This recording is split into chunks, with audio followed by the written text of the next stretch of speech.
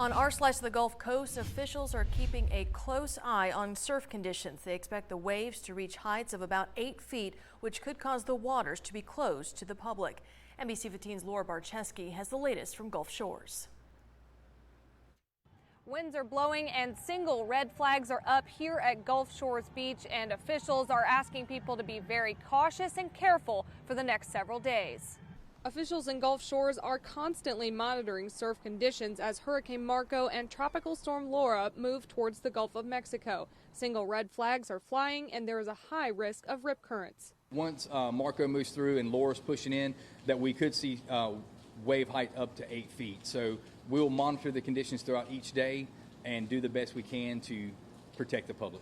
Beachgoers say they're not too concerned yet, but they're being mindful of the weather and warnings from lifeguards. You always have to be a little watchful over that stuff, but we're still trying to enjoy ourselves while being cautious, keeping up with the news, watching all the weather reports, making sure we're looking good.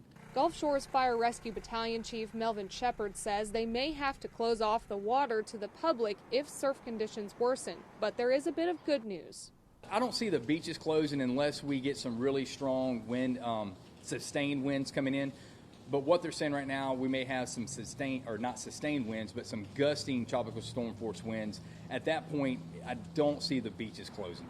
Visitors say even though conditions might not be ideal, they're going to make the best of it while being safe. If it's like this for a little bit, we'll take it. Might have to stay in a little bit more than we planned, but there's stuff to do indoors here, so that's fun.